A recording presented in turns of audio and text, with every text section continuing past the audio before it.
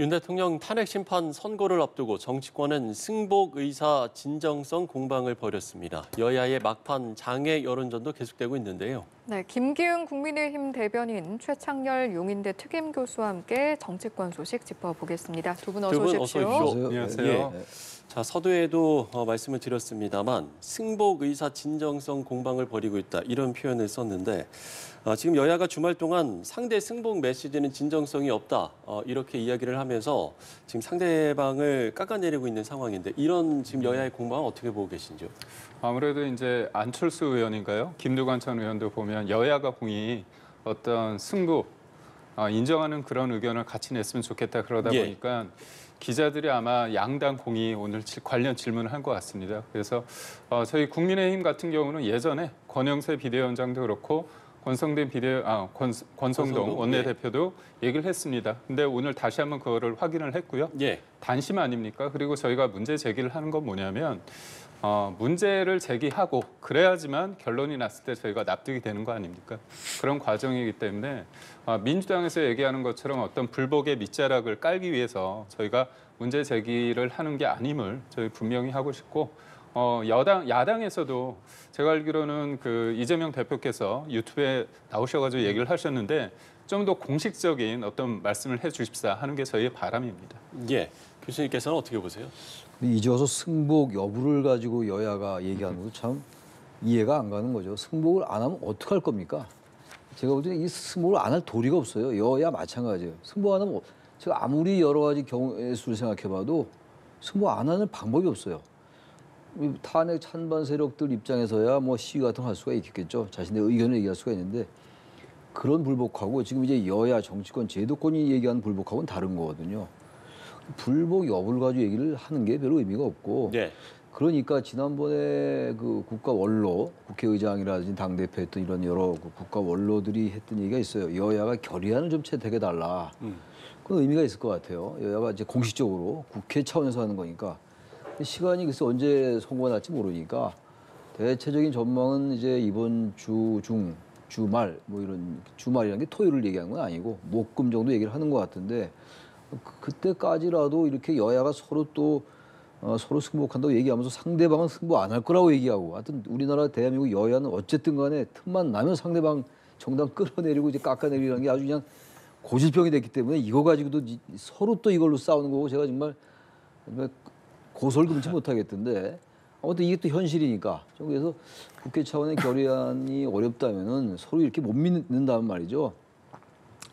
그야말로 여야가 공동 기자회견이라도 하든지 이미 권영세 비대위원장도 얘기했고 승복하겠다고 권성동 원내대표도 얘기했는데 이게 개인 차원에서 얘기한 건 아니겠습니다만 자꾸 이제 언론에 보도만 되니까 이재명 대표도 이제 유튜브에서 이런 얘기를 했고 그러면 차라리 이거를 다 얘기를 하는 거니까 정 이렇게 서로 못 믿겠다면 근거를 남긴다는 의미에서 여야가 나름대로 공동으로 뭔가 메시지를 내든지 그런 건 필요하다고 봅니다.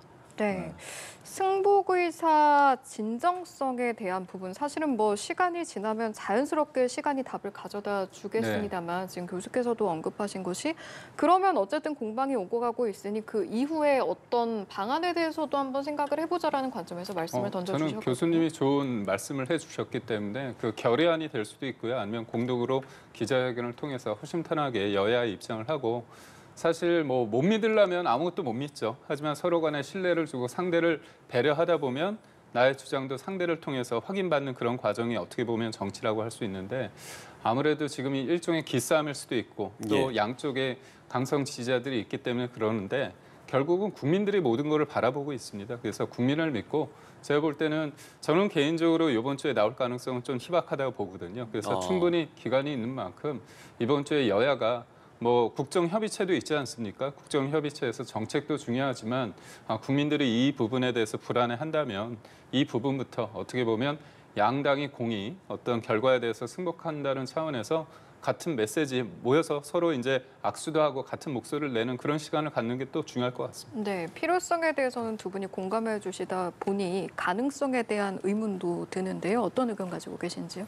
뭐 결의안 채택이나 이런 것들이 잘 이루어질 것 같지는 않아요. 지금 여야가 워낙 상대방 이제 그 비난하기 바쁘기 때문에 이제 그야말로 이번 주가 됐건 다음 주가 됐건 전 이번 주에 나올 가능성이 있다고 보는데 알 수 없죠. 예. 헌재에서 판단하는 거니까.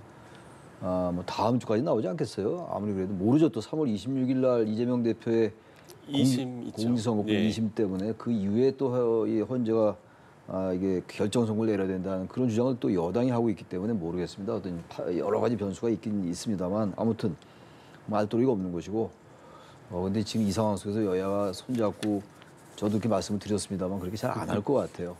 지금 뭐 여야도 그렇고 탄핵 찬반 하시는 분들도 오늘도 이제 그 상당히 이제 시위나 집회도 이어가고 있는 상황이고 예. 야당도 지금 국회에서 광화문까지 매일 행진하고 있고 말이죠. 여당도 현재 릴레이 시위하고 있고 또 야당 의원들도 단식하는 분도 계시고 이런 상황이기 때문에 이 상황 속에서 그런 그 하나의 이벤트라고 좋은 의미의 이벤트죠. 이런 것들이 필요하다고 보는데 저는 뭐니 해도 말이죠. 윤석열 대통령이 메시지를 내야 돼요. 지금 이제 윤석열 대통령의 변호인단 중에 석동현 변호사인가요? 정확히 기억이 안 나는데 어떤 변호사분께서 대통령도 이런 말씀 했다라고 얘기는 하는데 그렇게 전달하는 거 말고 전원 말고 대통령이 직접 메시지 많이 냈잖아요. 그런 메시지가 가장 정확한 거다. 왜냐하면 이게 지금 당사자가 윤 대통령이에요. 윤 대통령에 대한 파면 여부를 결정하는 거 아닙니까? 뭐 각하 얘기도 나오긴 나옵니다만 각하 아니면 탄핵의 인용 기각 이게 가장 쟁점이었다. 이제 각하 얘기는 요즘 와서 한 얘기인데 아무튼 윤 대통령이 여기에 대해서 승복한다는 메시지가 필요하다고 봅니다. 왜냐하면 지난 최후 진술 때도 윤 대통령이 승복 또는 통합의 메시지를 많이 기대했었는데 그렇게 전혀 내지 않았어요. 그런데 지금 시간이 꽤 흘렀으니까 그리고 생각보다 예상보다는 대통령의 발언이 안 나오고 있잖아요 지금. 탄핵 심판을 의식해서라고 이제 얘기하는 그런 분석들이 많은데 그런 측면에서라도 대통령께서 승복 안 할 도리가 정말 없거든요. 승복을 하기 싫어도 말이죠. 그렇다면 만약에 인용되더라도 이 주체가 지금 사실 대통령이기 때문에 승복하겠다는 메시지를 내는 게 여야의 결의보다 훨씬 더 그 지금 탄핵 반대 세력에게는 가장 영향력 있는 사람이 지금 윤 대통령이에요.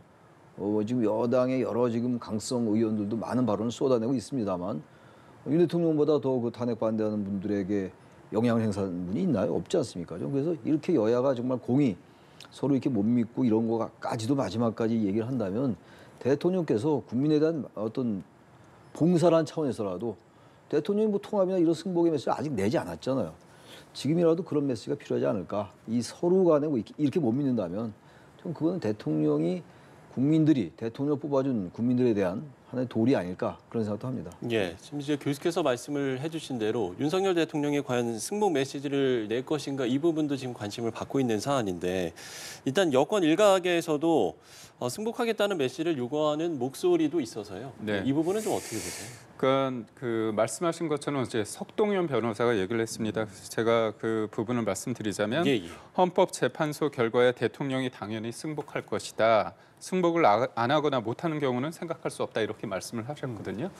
전언이죠. 전언이라기보다는 이제 본인의 생각이고 대통령이 지난달 이제 최후 진술 때 뭐라고 얘기했냐면 저를 비판하고 질책하는 국민들의 목소리도 들었다. 서로 다른 주장을 하고 있지만 모두 대한민국을 사랑하는 마음이라 생각한다 이렇게 말씀을 하셨습니다. 결국 찬반을 넘어서 어떻게 보면 다 국민이기 때문에 그런 국민들의 목소리를 다 받아들인다는 거 아닙니까? 저는 뭐 간접적으로 대통령 입장에서도 다른 사람도 아니고 주권자인 어떤 국민들의 어떤 의사에 따라서 대통령이 될 만큼 만약에 헌재 결정이 된다면 그 무거운 결정을 인용이든 아니면 기각이든 각하든 당연히 대통령을 따를 것이고요. 예. 저는 다만 그렇습니다. 이게 민주당에서는 그 전제가 대통령이 인용되는 거를 좀 전제로 이렇게 자꾸 말씀하시는 것 같은데 저는 모르겠습니다. 저도 뭐 플레이어 소위 말해서 진영의 한 축이기 때문에 저의 바람이 좀 있을 수 있지만 제가 얼마나 객관적인지는 모르지만 이전에 비해서 뭐 기각과 각하의 어떤 가능성이 점점 커지고 있지 않느냐. 특히나 이 헌재 재판이라는 거는 정치와 어떤 사법, 법치가 일정 부분 버무려져 있다고 봐야 될 거죠. 그러니까 대통령을 탄핵시킨다는 거는 어떤 의미냐면 주권자인 국민들의 의사를 파기시키는 거거든요. 그렇기 때문에 지금 박근혜 전 대통령 때와 같이 일방적으로 여론 지형이 있느냐. 그러니까 뭐 4.5 대 5.4 아니면 6대 4 정도의 어떤 비율 아닌가 싶다면 헌재 재판관들의 어떤 결단이 국민들의 뜻과 그렇게 거리가 멀지는 않을 것 같다 그런 생각을 해봅니다. 예, 교수께는 그러면 이 질문을 드려보겠습니다. 앞서 이제 승복 메시지가 필요하다라고 이야기를 해주셔서요. 그러면 메시지를 낼 가능성이 있겠습니까? 윤 대통령이 예. 그 가능성이 그렇게 높지는 않은 것 같아요. 했으면 좋겠다는 바람인데 네. 지금까지의 대통령의 여러 가지 발언이라든지 메시지라든지 이런 걸로 볼 때 이미 뭐 석동현 변호사한테도 전언을 했으니까 예. 그걸로 가름하겠다는 생각을 할 것 같아요. 직접적으로 메시지를 내면 얼마나 좋겠어요. 근데 그렇지 않을 것 같아요. 제가 볼 때. 근데 뭐니 해도 말이죠. 여러 가지가 지금 몇 수가 있는데 특히 이제 오늘 어젠가 오늘인가 구미 집회가 있었잖아요. 경북 구미에. 그 여기 지금 거기 가서 얘기하는 의원들 발언. 이분들이 좀 자제를 해야 돼요. 근데 저는 아무리 봐도 이게 저의 그 추론인데 이분들이 이게 탄핵이 인용될지 기각될지 모르겠습니다만 저는 인용될 것 같아요. 저는 뭐 저도 저의 전망이에요. 저의 전망이긴 합니다만. 근데 왜 이렇게 말을 거칠게 하는지 모르겠어요. 오늘 윤석열 의원 같은 경우가 국민 신뢰를 얻지 못하면 헌재는 가루가 될 것이다. 이게 국회의원의 입에서 나올 얘기가 아니에요. 제가 볼 때. 게다가 강명구 의원은 이분이 구미가 지옥구라서 그런지 모르겠는데 목숨 걸고 싸우자. 이런 얘기가 나오니까 승부 안 하는 거 아니냐라는 얘기가 나오는 거예요. 그러나 지도부에서는 그렇지 않다고 얘기하고 있어요. 근데 이분이 현역 의원들이거든요. 장동영 의원 같은 경우는 헌재가 내란몰이만 믿고 날뛰다가 황소발에 밟혀 죽는 개구락시 신세다. 이거 시정에 잡혀도 이런 얘기 잘 안 할 것 같아요. 제가 볼 때. 근데 왜 이런 말씀들 이렇게 하죠? 이런 말을 이렇게 거치게 하니까 물론 여기가 경북 구미기 때문에 이런 말씀 하는지 모르겠어요. 그래서 그런지 몰라도 이런 말씀 자꾸만 하니까 불복하려는 거 아니야 이런 얘기가 나오는 거예요. 그러니까 야당이 그 얘기하니까 여당이 또 야당을 공격하고 이런 이제 형국이 되는 거거든요. 저는 그래서 며칠 남지 않았습니다. 다음 주 할지 이번 주에 할지 모르겠으나 예. 적어도 이런 발언 하시는 분들 이게 뭐 우리가 말이 져서 강경 발언이지 이건 강경 발언이라고 하기보다 아주 하지 말아야 될 발언이라고 생각해요. 이거 사실상 선동에 가깝다고 저는 생각해요. 이런 발언들. 그러니까 이런 발언들부터 좀 자제해라. 얼마 안 남았습니다. 제가 그 말씀을 간곡히 좀 드리고 싶어요. 네.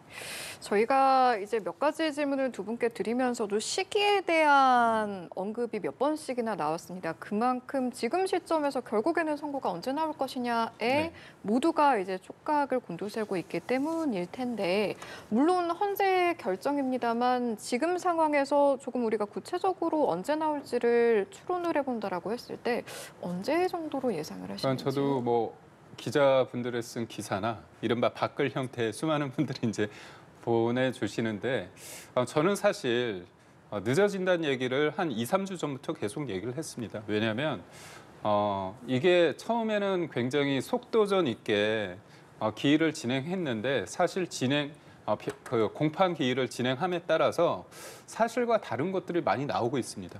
우리가 12월과 1월에 검찰 조사를 통해서 그리고 일부 언론을 통해서 나왔던 얘기와 실제로 당사자들이 법정에서 했던 얘기 중에 많이 달라진 것들이 있거든요.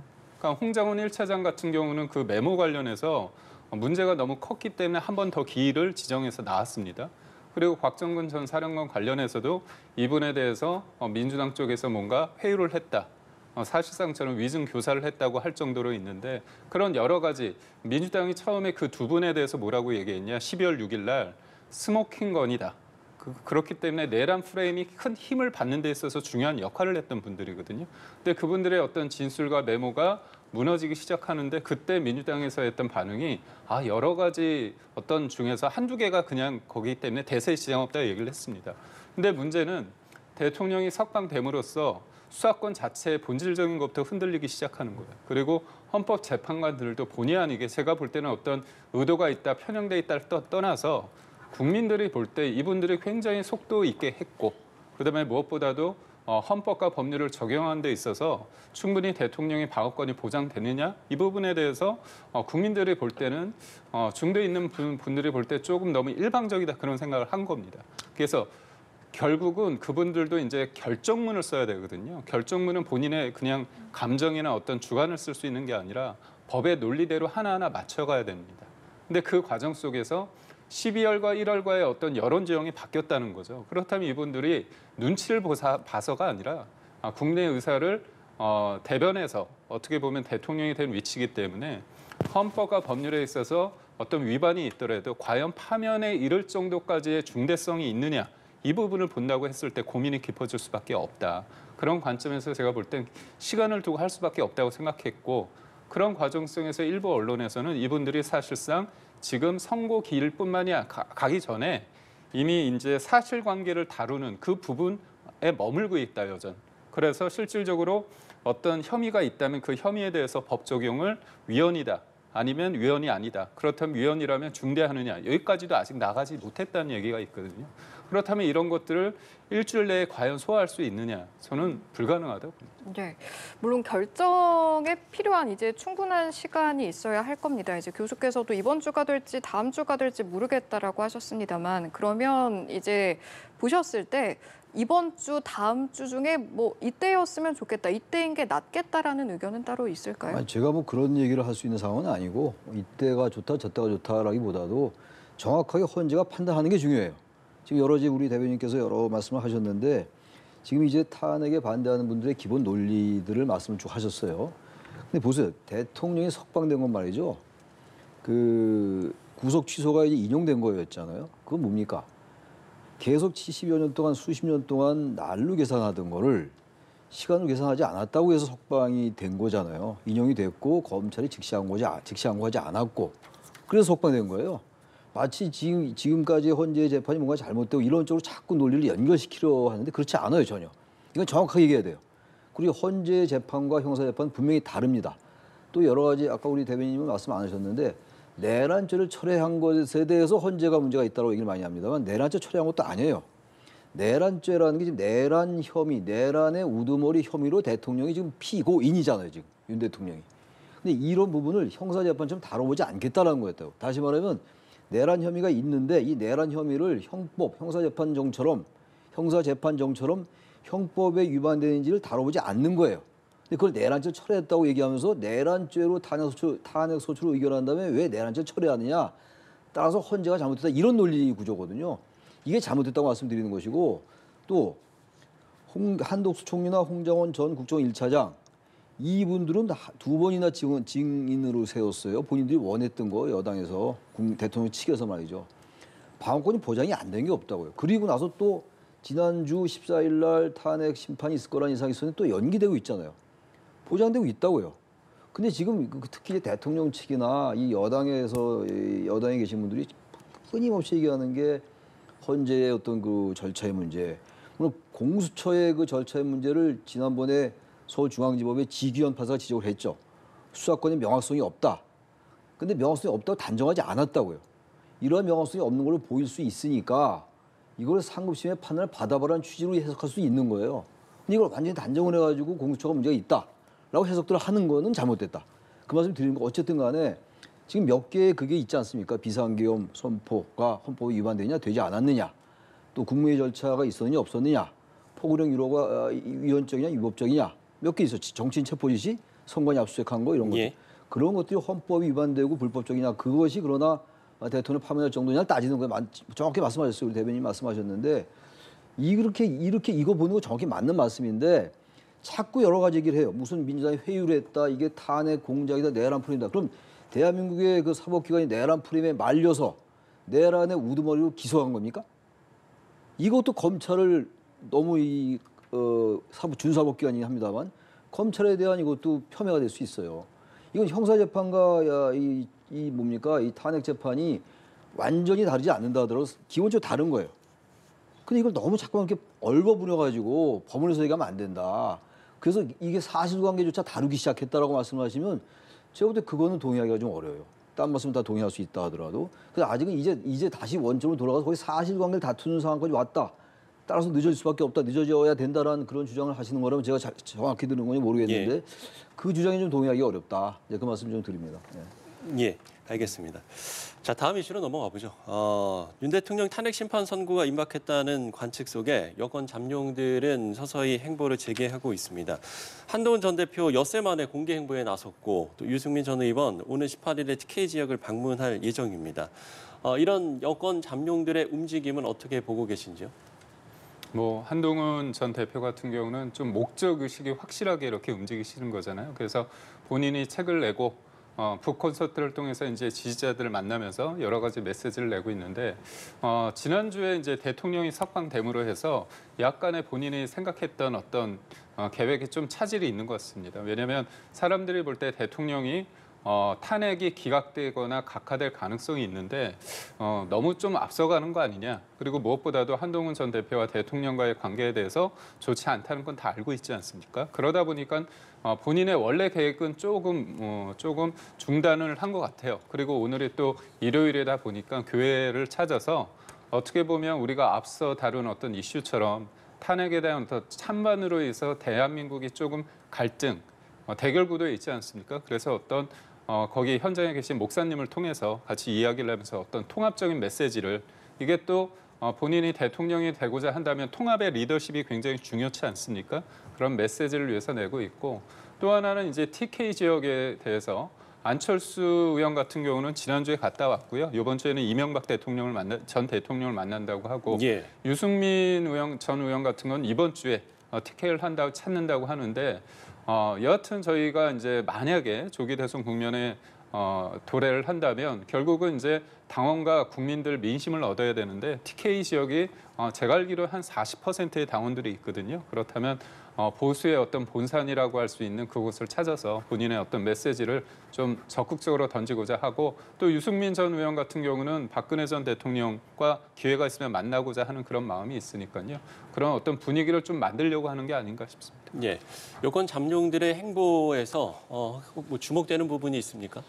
저는 한동훈 전 대표가 그 승복에 대해서 아까 승복 얘기 나눴습니다만 이건 당연한 거다. 그 말이 인상적이에요. 너무나 당연한 말씀이에요. 당연한 얘기인데 다른 주자들이 그런 얘기 잘 안 하는 거에 비해서는 좀 인상적으로 느꼈고 예. 아무튼간에 지금 어차피 국민의힘도 조기 대선을 의식 안 할 수가 없어요. 그게 솔직한 거 아니겠어요? 조기 대선 전혀 없다고 얘기할 수 없는 거 아니겠습니까? 결과가 어떻게 될지 우리는 아직은 정확하게 단정할 수 없다 하더라도 그러면서 이제 움직이기 시작하는 건데 한동훈, 유승민 이런 후보들이야말로 그래도 국민의힘의 저는 소중한 자산이라고 봐요. 지금으로서는 워낙 탄핵 반대 세력이 그리고 특히 이제 국민의힘을 지지하는 분들이 탄핵 반대가 많으니까 여론조사로 나타나는 수치니까 말이죠. 그래서 그렇긴 한데 그래도 어쨌든 이분들이 목소리를 내는 거 그건 대단히 소중하다고 보고 특히 국민의힘의 지도부가 말이죠. 지금 헌재 앞에서 릴레이 시위하고 이런 부분들에 대해서 이건 의원들의 개별 행동이다라고 선을 긋고 나왔단 말이에요. 이 부분은 그만큼 뭐 이건 저의 어떤 생각인데 국민의힘도 이제는 서서히 강경 세력, 극렬 지지층과 그런 주장들, 그 강한 주장들 그런 주장들과 좀 선을 그려하는 게 아닌가. 전 그 방향이 맞다고 봐요. 어차피 대선을 만약에 치른다면 인용을 전제로 드리는 말씀입니다만 그렇다면 지금과 같은 저러한 극우적 모습 가지고 전 선거 치르기 어렵다고 해요. 그것도 그게 뭐가 극우냐고 얘기할지 모르겠으나 극우가 무슨 유럽처럼 뭐 소수자 반대하고 이민 반대하고 이런 극우가 아니고 공산주의, 좌파, 극좌 이런 걸 과도하게 강조하는 그런 걸 극우라고 해요. 우리 한국 정치에서는. 이번에 그걸 많이 강조하잖아요. 구미에서도 어떤 의원이 그 일 또 했던데 보니까 그런 태도로 저는 선거에 임할 수 없다고 해요. 제가 국민의힘을 뭐 그렇게 생각하고 이럴 입장이 있지는 않습니다만 국민의힘이 그런 의미에서 지도부가 선을 긋는 것 같고 그런 차원에서 그런 맥락에서 한동훈이나 유승민 전 의원 이런 분들이 이런 사람들이 그래도 중도적인 목소리를 내는 거 전 그래도 국민의힘의 희망 아니겠는가. 현재로서는 뭐 탄핵 반대하는 분들의 지지 못 받는지 모르겠으나 그게 저의 개인적인 생각입니다. 알겠습니다. 이 내용도 짚어봐야겠습니다. 미국이 민감 국가에 한국을 추가했다라는 부분. 일단 여야는 서로 책임 공방을 이제 주고받는 모습인데 사실은 원인을 좀 분석하고 수습 방안을 찾는 건 이게 가장 중요한 부분 아니겠습니까? 어떻게 좀 풀어갈 수 있을까요? 무엇보다도 국익을 위해서는 여야 공의 이 부분을 제가 알기로는 4월 15일 날 이게 확정이 되느냐 안 되느냐의 부분 아닙니까? 그렇다면 미국과의 어떤 채널을 가동해서 우리가 한 목소리를 낼 수 있는데 저는 그렇습니다. 한덕수 권한대행이 다 인정하는 미국 통 아닙니까? 주미대에서 역임하고 통사교섭 본부장까지 했습니다. 그렇다면 저는 뭐 제가 국민의힘의 대변인이기 때문에 아니라 국익을 위해서라도 빨리 헌재 결정이 나오고 국민들이 다 알고 있습니다. 2달 만에 기일을 열었는데 90분 만에 끝났거든요. 그리고 이거는 그야말로 산수 문제입니다. 151석이냐 200석이냐의 그 부분 아닙니까? 그렇다면 한덕수 권한대행이 빨리 자기 자리로 와서 대행으로서의 역할을 잘할 수 있게끔 하는 게 제일 중요하다고 보고 있고요. 그래서 저희 입장은 그렇습니다. 1월에 바이든 정부가 어떻게 보면 한미동맹 70주년 제가 2023년도에 4월에 미국 갔을 때 윤석열 대통령과 바이든 정부 굉장히 돈독했습니다. 근데 계엄 이후에 탄핵이 된 다음에 미국이 대한민국을 바라볼 때 뭔가 이렇게 일종의 좀 주시해야겠다 그런 생각을 한 거잖아요. 그렇다면 그게 어떻게 보면 리더십 부재입니다. 그런 과정 속에서 계엄에 대해서 저희가 비판을 받는 부분은 맞는데 그렇다면 계엄 이후에 어떻게 되면 국정이 운영되는 데 있어서는 야당이 좀 협조를 해주셔야 되는데 대응을 탄핵하고 대응의 대응마저 언제든 탄핵할 수 있다고 겁박을 한다면 미국이 과연 우리를 안정감 있게 바라볼 수 있을까? 그런 측면에 있어서의 야당의 어떤 협조도 저희는 요구하는 바입니다. 네, 마찬가지 질문 드리겠습니다. 일단 전 탄핵 결정이 빨리 나야 될 것 같아요. 인용이든 기각이든. 이들 시비 공백이라고 지금 말씀하셨잖아요. 그게 정확한 말씀이에요. 지금 보세요. 이게 핵 비확산 문제가 문제가 된 것 같아요. 왜냐하면 이스라엘도 지금 민간 국가예요. 이스라엘 미국의 동맹이잖아요. 대만도 마찬가지고. 어쨌든 이스라엘 같은 경우는 공인되지 않은 핵 보유 국가. 대만도 핵 보유에 대한 의사를 밝히는 나라. 그런 관점에서 우리나라가 거기 들어간 것 같아요. 지난번에 가끔 우리는 핵 무장 얘기를 많이 하잖아요. 근데 윤 대통령도 2023년도 1월 달에 4월에 방미했었는데 우리 김경호 대변인 같이 갔었는 거 내가 알고 있는데 1월 달에도 그런 얘기를 했어요. 이렇게 우리가 안보가 힘들면 핵 무장할 수 있다. 그러니까 이런 것들이 영향을 받은 것 같아요. 이걸 가지고 잊어서 탓하는 건 의미가 없고 또 여야가 또 싸우더라고요. 뭐 탄핵 탓이다, 또 계엄 탓이다 이러는데 아무튼 이거는 지금 바이든 정부 때 있었던 일이에요. 이게 트럼프 정부가 아니라고요. 바이든 정부 때가 한미동맹이 굉장히 강화되어 있을 때였거든요. 이건 사실은 외교를 담당하고 이런 전반적인 거를 관장하는 건 국정 운영 세력이에요. 집권 세력입니다. 이건 기본적으로 국정 운영 세력의 책임인 거죠. 근데 야당의 책임이 전혀 없다고 말씀을 안 드리겠는데 적어도 그 부분을 국정 운영 세력인 집권당에서 우리가 책임이 있다고 얘기하는 게 맞아요. 근데 지금 와서 그 책임 소재 따지는 건 의미가 없고 빨리 그래서 지금 이 헌재 재판이 빨리 끝나서 안정이 좀 돼야 돼요. 안정을 찾아가야지 미국도 대화할 우리 파트너가 있어야 되고 파트너가 없는 거 아닙니까 지금. 근데 이 상황에서 일단 무조건 한덕수 총리 기각해서 빨리 복귀시켜라 이게 중요한 게 아니고 일단 빨리 국정의 공백을 빨리 마무리 짓고 정상으로 가는 게 더 중요하다. 더 본질이다. 제가 그런 말씀 드리고 싶습니다. 예, 알겠습니다. 두 분 이야기 여기까지 듣겠습니다. 김기현 국민의힘 대변인, 최창렬 용인대 특임교수와 이야기 나눠봤습니다. 두 분 말씀 고맙습니다. 고맙습니다. 고맙습니다.